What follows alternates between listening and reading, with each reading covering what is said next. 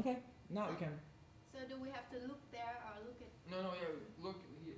Mic in the audience. Acting naturally. Okay. Okay. Hello everyone, my name is Lisa and this is Anne, and today we're going to present you market entry to China for Finnish confectionery company Fazer. Fazer Group is a family-owned company which history goes back to 1891, and they are offering food services, bakery and confectionery products. They operate in 8 countries and they expanded their export to 40 countries. And the net sales, according to 2012, were 1.7 billion euros, and they have over 6,500 employees. Fazer is a successful, dynamic, and an ambitious company. It has ability to expand to other markets, and here we suggest Chinese market. The features of Chinese market are that it is potential and profitable because the number of millionaires in China are increasing, so there is a demand, but also there is a tough competition because many of already famous companies in Europe have already entered the Chinese market. Also, huge consumer market and changing consumer behavior, which will be advantage for us because nowadays Chinese looking more for Western brands. And to find out the demand, we decided to make a marketing research.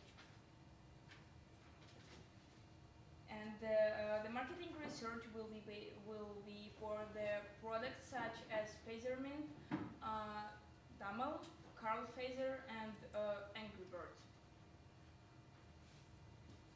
So to know, firstly, before you enter any market, you have to have a full research about the market in advance. Like we have to know clear about the market to prevent like entering them with cold feet. So we have do some of the research in the chocolate industry in China.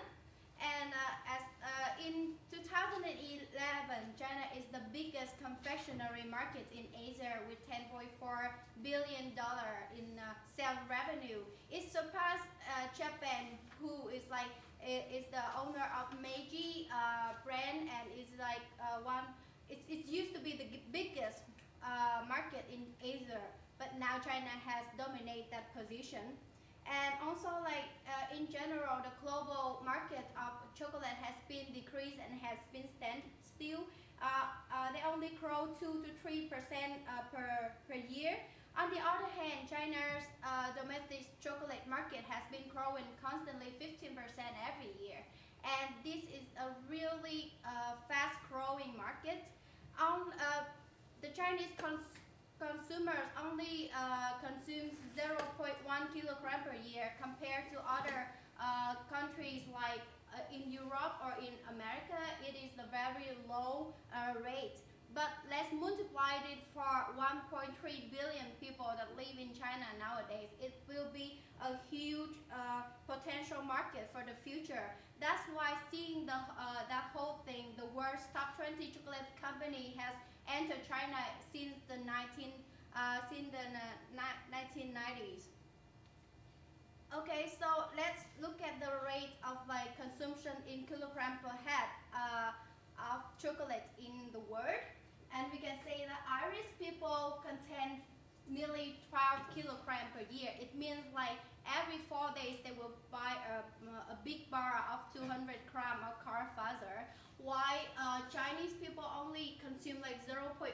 It means like 100 gram of chocolate in 1 year. So the whole year they will only eat like half a bar of Carl Fazer, and that is a really low rate. And why is that? Why Chinese eat so little chocolate? Don't they like them?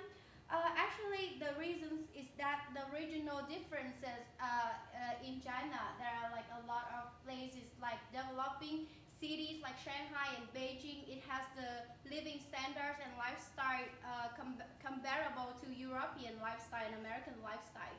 So that the young people, the young generation have the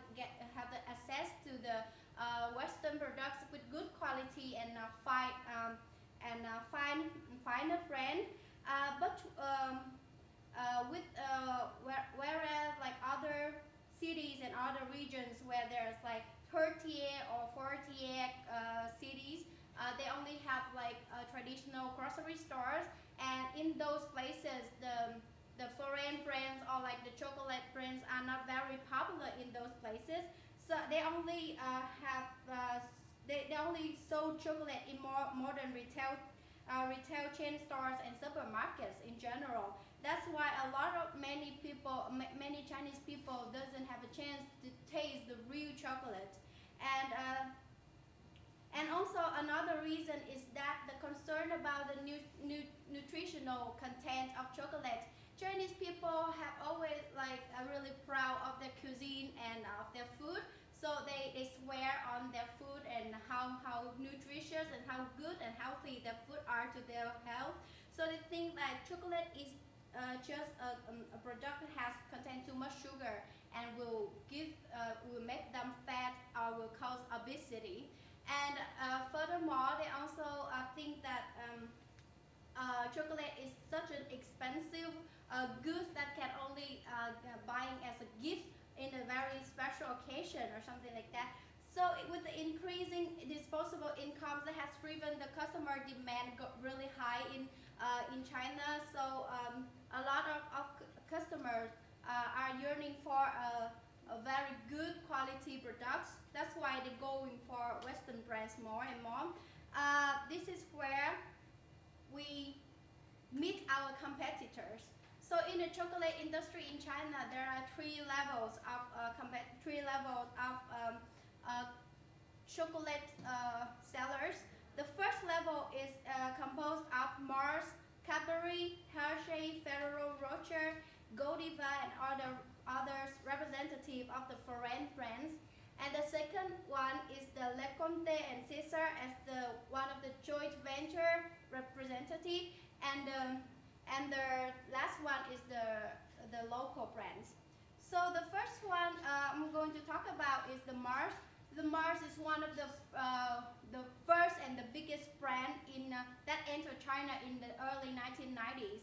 And at first they have struggled with a lot of difficulty because chocolate back then was a really alien product. Like they were considered hard, funny candy to them because it is just new to Chinese people.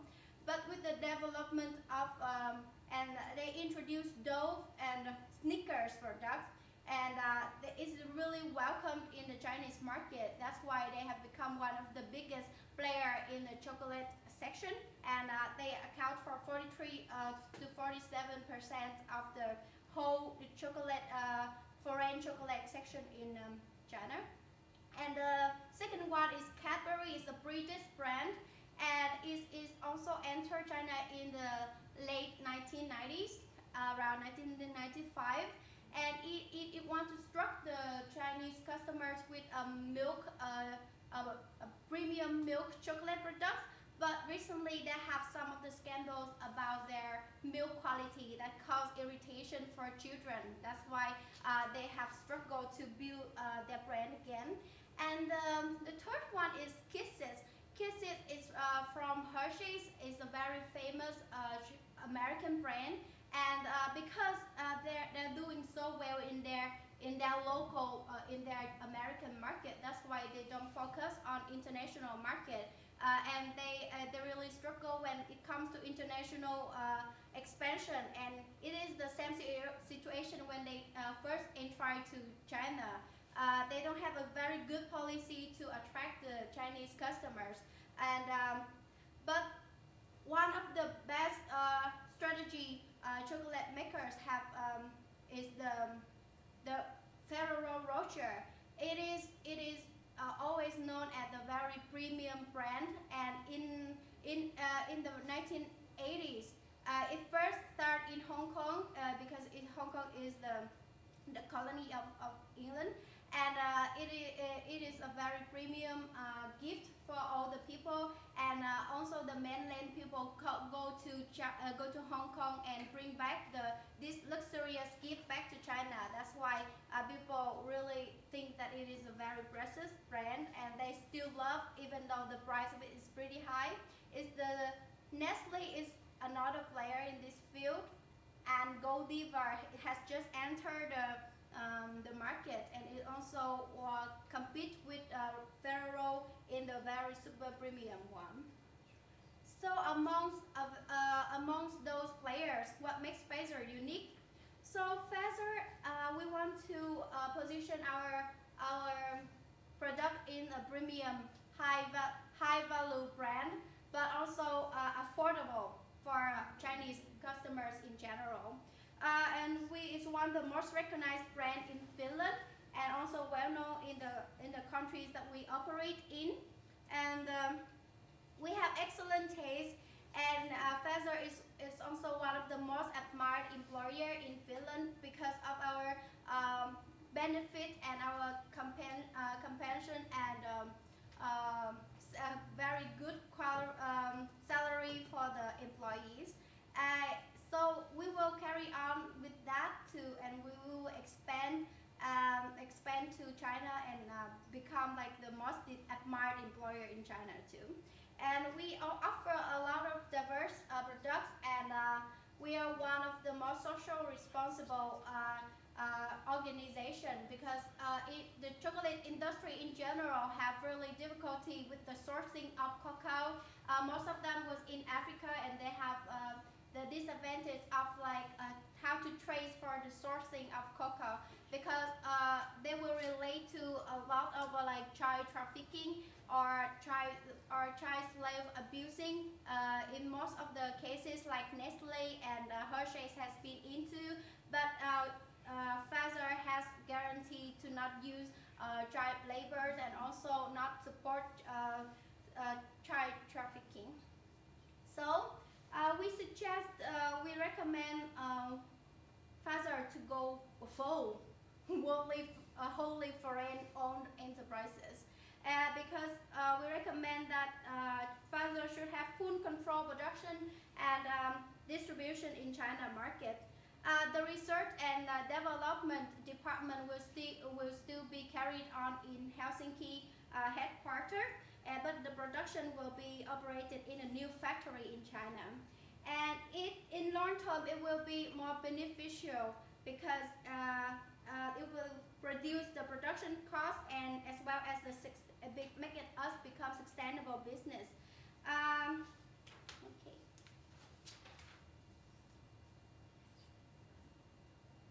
So where should we put our factory in? We decided to put it in Hangzhou. It's the capital of Zhejiang province, and it's also the center of Yangtze River Delta. And this is the provincial center in economy, culture, science, and education. The economy has proven to grow significantly and stably in the last 15 years and so on. That's why the Hangzhou Economic Development Area has ranked the top 10 development zones in investment environment. And a lot of investors choose this second-tier city because of the lower cost in Shanghai or Beijing and its competitive government tax incentive. The tax rate for foreign landlord is between 18 to 23%. And also there's a project carried on and is approved in 2011 named Hangzhou Urban Economic Circle. With the joint four cities in Zhejiang include Hangzhou, Huchu, Jiaxing, and Shaoxing. And the plan emphasized the transportation infrastructure improvements. So the intensive networks of expressways had reduced the driving time from Hangzhou to Shanghai to 2 hours, and other cities in Yangtze River Delta to no further than 4 hours. And the Hangzhou Bay Bridge is also the world's longest sea bridge, the transoceanic bridge that linking Ningbo County in the south to the Jiaxing in the north. And the Hangzhou subway system is also under construction, and the first line of it has been introduced in 2012, that will serve more than 10 million people. And also Hangzhou has its own Xiaoshan International Airport that will have to for the transportation overseas. So moving on to recruitment, we decided to recruit through university, websites, agency, and talent hunter contests and job fairs. So about university, with a population of over 8.7 million people, it is a very big pool of labor forces. And we will go to the universities such as Zhejiang, Hangzhou, Peking, Fudan, and Shanghai to look for their top students or to ask to meet their alumni networks in order to find people that are suitable to serve our products, to have our production. And we will use websites, recruitment websites like 51job.com or Xiaobin or monster.com.hk. They are very popular in mainland and in other source city in general. And we also use recruitment agency, but of course we don't believe in the whatever they give to us. We will put the applicants to three rounds of tests. The first one is the general application. The second one is the ability test, and then finally we will have to meet face to face to give them an interview to testify their competence and their attitude to work the job position. And also, like a lot of Chinese youngsters are using social networks. That's why we will hold a talent hunter contest in these social networks, and to find a talent for our company. And we will also enter job fairs in order to give job opportunities for the local people, because we believe that in order to develop our own company, we will have to have Hangzhou city to develop as well, and we will have to raise the general living standards of the people. So now we are moving to the communication plan, and the target customers of Phaser will be children who are most likely to choose Angry Birds candies, and then parents of them, and then just business people who will choose most probably Karl Fazer chocolates or Damo, for example, and old people who will take most probably Phaser Mint, which is like not that much of different taste or something, just chocolate with something more about it. And then we will try to put the advertisement on the television. And the main thing that we will use here is the China Central Television. As we're close to Shanghai, this channel has over 71% share audience, but also we are expanding to other areas of China. So we will use TVB, Jade, and ATV, which are in Hong Kong, and they are taking 78% share audience there, and also Guangzhou TV, which takes 80% in that area. The second one and the most popular mass media is print media. And here we can bring different messages through different magazines. For example, the Reader and Global People, they are just magazines about current affairs, and there we will bring the direct message, which is taste sensations. In the Gwin magazine, it writes about feelings and like love, marriage. Their target customer are women, and for them our chocolate will be like a company when they are sitting at home or something like that. The youth just will help us to create a kind of trend of our chocolates, because when young people see a lot of one same advertisement, they think that it is a trend and they will buy it due to feeling of the belonging. Then the Business Week magazine, there if we put our advertisement, we can find more investors or partners to work with us. And in such magazine as Popular Cinema, we just promote Carl Fazer as a snack when you go there and like buy it. And the next one, which may be the most, the best one, is outdoor advertising. There are lots and lots of agencies who are dealing with it, but we decided to choose CBS Outdoor China because they are operating in more than 230 cities, and 120 are like more first-time cities. And then they are also putting the advertisement on bus shelters, airports, underground and central business districts. All these areas are very important, even though CBS Outdoor China, its main segment is bus shelters. It will help us a lot because these buses, they are like going around the city all the day long. And the thing which is the most important about the advertisement in China, that it should be colorful, easy to comprehend and catchy, so the people will remember it. And the next thing I will talk about is that it is worth translating website to Chinese, and probably it will be better to translate to both Mandarin and Cantonese, as we want to go all over to the best places in China. But the problems which are left and to discuss is intellectual property rights protection. Why it is difficult? It is in Chinese culture that it is good to share your knowledge. So this is what they are trying to do, and as they are most often they using market follower strategy. So this is what they are doing, and to Western people, it is not, they are not familiar with it. So and when they are going to court, it is expensive, time-consuming legal